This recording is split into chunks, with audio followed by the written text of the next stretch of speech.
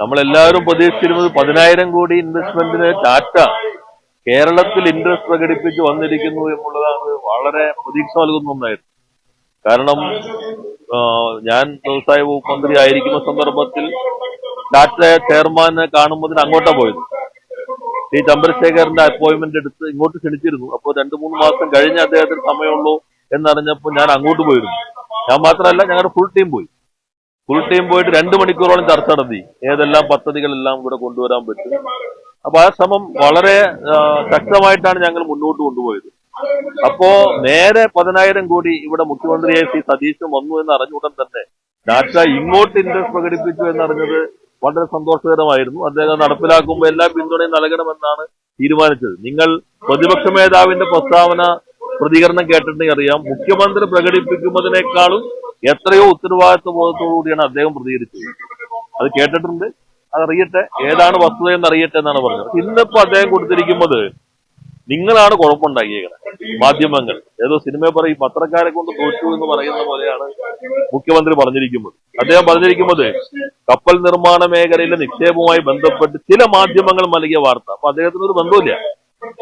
Mission സമുദ്രയുടെ ഭാഗമായി കേരളത്തെ രാജ്യത്തെ പ്രമുഖ കപ്പൽ നിർമ്മാണ സമുദ്ര വ്യവസായ കേന്ദ്രമായി വികസിപ്പിക്കുന്നതിനുള്ള സർക്കാരിന്റെ കാഴ്ചപ്പാടും നിക്ഷേപ ആകർഷ പദ്ധതിയുമാണ് മുഖ്യമന്ത്രി അഭിമുഖത്തിൽ പരാമർശിച്ചത്. വിവിധ പദ്ധതികളിലൂടെയും വിവിധ നിക്ഷേപകരിലൂടെയും വരും വർഷങ്ങളിൽ സംസ്ഥാനത്തേക്ക് ആകർഷിക്കാൻ സർക്കാർ ലക്ഷ്യമിടുന്ന ആകെ നിക്ഷേപത്തിന്റെ വ്യാപ്തിയാണ് 10,000 കോടി രൂപയുടെ നിക്ഷേപ സാധ്യത എന്ന പരാമർശത്തിലൂടെ മുഖ്യമന്ത്രി സൂചിപ്പിച്ചത്. അല്ലാതെ ഏതെങ്കിലും ഒരു സ്ഥാപനവുമായി ഇത്രയും തുകയുടെ ഏക നിക്ഷേപ കരാർ ഒപ്പുവെച്ചു എന്നുള്ളതല്ല. ഇതാണ് ഇന്ന് അദ്ദേഹം പറഞ്ഞിരിക്കുന്നത്. അപ്പൊ യഥാർത്ഥത്തിൽ ഈ ബ്ലൂബർഗിനായിട്ട് കേസ് കൊടുക്കേണ്ടതാണ്. അദ്ദേഹത്തെ പോലൊരാൾ ഇതാണ് പറയുന്നത്. നിങ്ങളൊന്ന് കേട്ടു നോക്കൂ. We are going to provide the land to the Tata Group for investing for 10,000 crore investment for shipbuilding. Many other companies are coming. ആദ്യത്തെ വാചകം എന്താ? ടാറ്റ ഇവിടെ ഷിപ്പ് ബിൽഡിങ്ങിന്റെ നിക്ഷേപത്തിന് താല്പര്യം പ്രകടിപ്പിച്ചിരുന്നു. എന്നിട്ട് അദ്ദേഹം ചിരിക്കുന്നുണ്ട്. അടുത്ത ആത്മവിശ്വാസത്തോടെയാണ് പറയുന്നത്. ഞാൻ ഈ ശരീരഭാഷ അദ്ദേഹത്തെ പറഞ്ഞതാണല്ലോ. അടുത്ത ആത്മവിശ്വാസം, we are going to provide land. എന്നിട്ടോ അവസാനത്തെ ഭാഗം നോക്കൂ.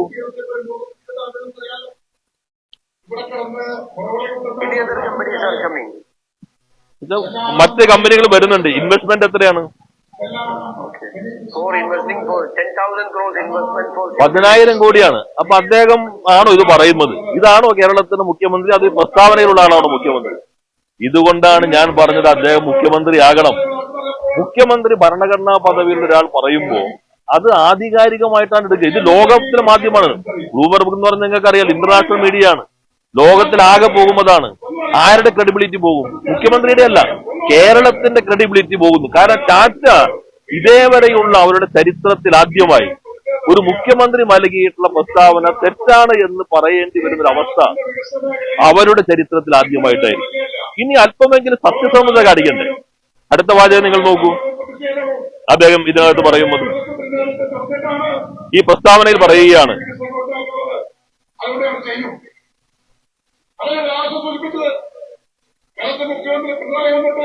ഇതിന്റെ ഭാഗമായാണ്. ഏതിന്റെ? ഇപ്പോ ഈ 2 മാസത്തിനുള്ളിൽ തുടങ്ങിയ ഈ സമുദ്ര പദ്ധതിയുടെ ഭാഗമായി മലബാർ സിമന്റ് ലിമിറ്റഡും ടാറ്റ പ്രോജക്ട് ഗ്രൂപ്പിന്റെ ഭാഗമായ ആർട്സ് ആൻഡ് എഞ്ചിനീയറിംഗ് ലിമിറ്റഡും ചേർന്ന് കൊച്ചിൻ പോർട്ടിൽ കപ്പൽ നിർമ്മാണ യൂണിറ്റ് സ്ഥാപിക്കുന്നതിനുള്ള സംയുക്ത സംരംഭത്തിന് സർക്കാർ സൗകര്യം ഒരുക്കിയത്. എന്നുവെച്ചാൽ അദ്ദേഹം ഇപ്പോൾ സൗകര്യം ഒരുക്കിയിരിക്കുകയാണ്. പദ്ധതിക്ക് ആവശ്യമായ പ്രധാന അനുമതികൾ ലഭിച്ചു കഴിഞ്ഞു. കൊച്ചിൻ പോർട്ട് അതോറിറ്റി ആവശ്യമായ ഭൂമി ലഭ്യമാക്കുകയും പ്രാഥമികമായ വികസന പ്രവർത്തനം ആരംഭിക്കുകയും ചെയ്തിട്ടുണ്ട്. കേരളത്തിൽ ആധുനികമായ ഷിപ്പ് ബിൽഡിംഗ് എക്കോസിസ്റ്റം രൂപീകരിക്കുന്നതിനുള്ള സുപ്രധാനമായ ചുവടുവയ്പ്പായിട്ടാണ്. അപ്പൊ അദ്ദേഹം വന്നു, ഉടൻ തന്നെ ആർട്സ് ഗ്രൂപ്പായിട്ട് ചർച്ച നടത്തി. അതിന്റെ അടിസ്ഥാനത്തിൽ അവര് പദ്ധതി വന്നു, പോർട്ട് ഭൂമി കൊടുക്കുന്നു. അതിവേഗതയിലാണ് പോകുന്നത്. എന്നാൽ ഇത് നോക്കൂ, ഇത് ഹിന്ദു തോമതാണ്. ഇത് ഇൻവെസ്റ്റ് കേരള സബ്മിറ്റിൽ ആർട്സ് ഗ്രൂപ്പും അതോടൊപ്പം തന്നെ മലബാർ സിമന്റ്സും തമ്മിൽ MOU ഒപ്പുവയ്ക്കുന്നതാണ്. ഇനി അദ്ദേഹം ഹിന്ദു വായിക്കുമില്ലെങ്കിൽ അദ്ദേഹം എന്നും വായിക്കുന്ന മറ്റൊരു പത്രമുണ്ട്. ആ പത്രവും ഞാൻ പറയാം.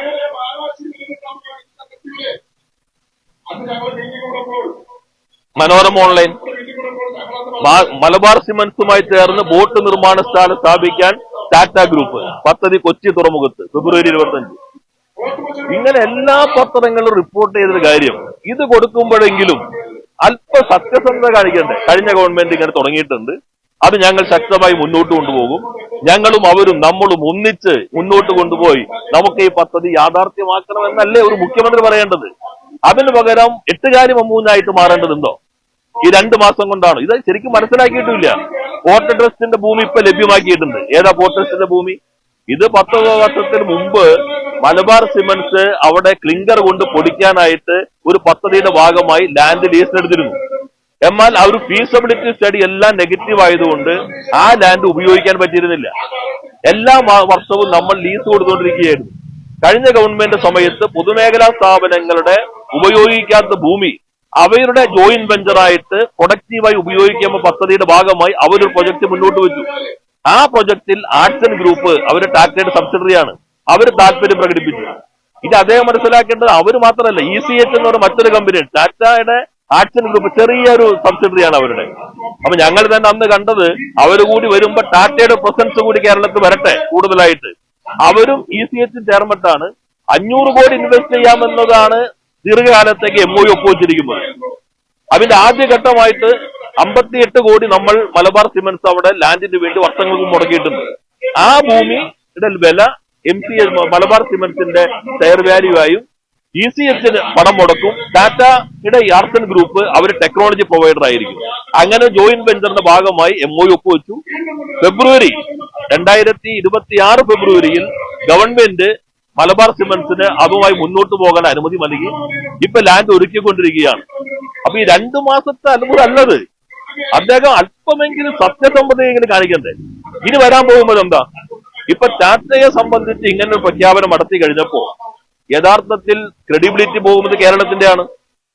ടാറ്റയെ ഞാൻ മനസ്സിലാക്കിയത് ലോകത്തിന് തന്നെ വിളികൾ വന്നു. പിന്നെ ബുദ്ധിജീവി ആയില്ലെങ്കിലും അത്യാവശ്യം ബുദ്ധി മുഖ്യമന്ത്രിക്ക് ഉണ്ടാകും നല്ലതാണ്. ഇത്തരം കാര്യങ്ങൾ എങ്ങനെ കൈകാര്യം ചെയ്യണം? അതിലൊന്ന്, ഇങ്ങനെ ഇൻവെസ്റ്റ്മെന്റ് വന്നാലും എടുത്തു ചാടി പറയാൻ പാടില്ല.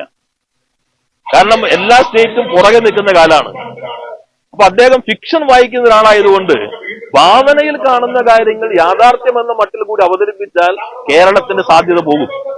അപ്പൊ അതിൽ ഒന്നുകൂടി കാണേണ്ടത്, ഇനി കുറച്ച് കഴിയുമ്പോൾ അദ്ദേഹത്തിന് ഭാവന വിടരാൻ ഇടയുള്ള ഒരു ഭാഗം കൂടി ഞാൻ പറയാം. 2025 ജൂലൈയിൽ കൊച്ചിൻ ഷിപ്പ്യാർഡും ദക്ഷിണ കൊറിയൻ കമ്പനിയായ ഹുണ്ടായും തമ്മിൽ ഒരു MOU ഒപ്പുവെച്ചിട്ടുണ്ട്. നിങ്ങളൊക്കെ റിപ്പോർട്ട് ചെയ്തിട്ടുള്ളതാണ്. ഇത് പത്രസമ്മേളനത്തിലേക്ക് പെട്ടെന്ന് ഓർമ്മ ഒന്നും വരില്ല. അവർ ഒപ്പുവെച്ചത് 2025 സെപ്റ്റംബറിൽ ഡൽഹിയിൽ വെച്ച് ഹാൻഡ് ഓവർ ചെയ്യപ്പെട്ടിട്ടുണ്ട്. 3700 കോടി രൂപയ്ക്ക് ഇവിടെ കൊച്ചിയിൽ പുതിയ ഒരു സംവിധാനം സ്ഥാപിക്കാൻ വേണ്ടിയാണ് ഷിപ്പ്യാർഡും MOU ഒപ്പുവെച്ചിരിക്കുന്നത് ഹുണ്ടായുമായിട്ട്. അതിന്റെ ഭാഗമായി സ്റ്റേറ്റ് കുറച്ച് ലാൻഡിന്റെ ക്ലിയറൻസ് നടത്താനുണ്ട്. അതിന് ഞങ്ങളുടെ സമയത്ത് പ്രത്യേകമായ സംവിധാനം ഒരുക്കി അവസാന ഘട്ടത്തിൽ എത്തിയിട്ടുണ്ട്. ഇനി നാളെ ഉടൻ തന്നെ ഹുണ്ടായി ആയിട്ട് ഞാനിതാ സമുദ്രയുടെ ഭാഗമായി കൊണ്ടുവന്നു എന്ന് പ്രഖ്യാപിക്കും എന്നതുകൊണ്ടാണ് ഞാനിത് കൃത്യമായിട്ട് പറയുന്നത്. ഇത് യഥാർത്ഥത്തിൽ കേരളത്തിന് അവമതിപ്പുണ്ടാക്കാൻ ഇടയാക്കിയ ഒരു ഗൗരവമായ പ്രശ്നമായി നമ്മളെല്ലാവരും കാണേണ്ടതുണ്ട്.